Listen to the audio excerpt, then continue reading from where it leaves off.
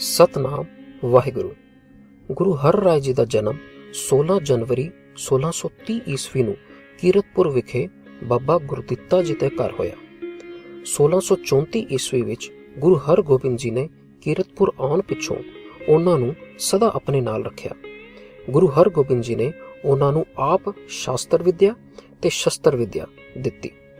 श्री हर राय जी नूं जदों भी गुरु घर विच सेवा करन दा समां मिलदा तां ओह पूरे उत्साह नाल सेवा करदे।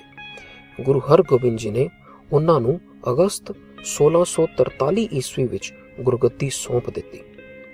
दारा शिकोह दे लाहौर दा सूबेदार बनन पिछों भावें सिखां नूं शाही फौज नाल कोई जंग नहीं सी लड़नी पई, पर गुरु हर राय जी ने गुरु घर नूं जंग लई सदा तैयार रखण लई शस्त्र विद्या दी सिखलाई पहलां दी तरह चालू रखी। उन्हां दे पास सदा 2200 घोड़ सवार तैयार बर तैयार रहिंदे। उन्हां ने कीरतपुर दे नेड़े पतालगढ़ किला भी उसारिया सी, जिस विच हर समय गोला बारूद तैयार रखिया जांदा सी। तीजे पहर गुरु जी शस्त्र पहन के घोड़े उपर असवार होके सिखां नूं नाल लैके जंगल विच शिकार खेडन जांदे, तां जो पहाड़ी लोकां दे दिलां विच सिखां नूं देख के निडरता पैदा होवे ते उन्हां नूं अपने आप दी होंद दा अनुभव होवे। गुरु जी ने कीरतपुर विच एक बहुत वड्डा दवाखाना खोलिया, जिस विच चंगे वैद रखे ते देश भर दियां दवाइयां मंगवा के रखियां। हर लोड़वंद दा मुफ्त इलाज किया जांदा। धर्मशालावां ते प्रचार अस्थानां उपर जिथे पहलां लंगर मिलदा सी, गुरु जी ने उन्हां नूं मुफ्त इलाज करन दी आग्या कर दित्ती। इस तरह कीरतपुर दा दवाखाना देश भर विच प्रसिद्ध हो गया।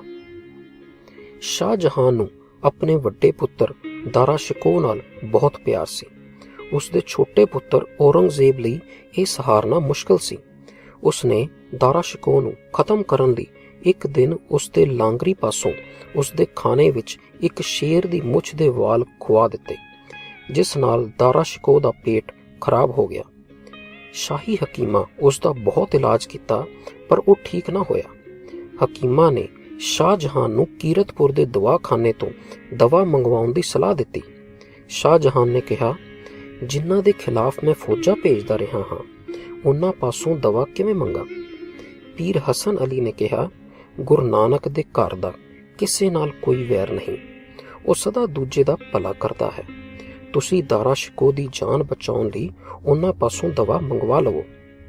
शाहजहां ने गुरु जी दे नां चिट्ठी लिख के अपने खास आदमी राहीं कीरतपुर भेजी। गुरु जी ने चिट्ठी मिलन उपर लोड़ींदी दवा शाहजहां नूं भेज दित्ती। उस दवा दे लैण नाल दारा शिकोह दे पेट दा रोग दूर हो गया। दारा शिकोह गुरु जी दा धन्नवाद करन लई कीमती भेटावां लैके आप कीरतपुर भी हाज़र होया।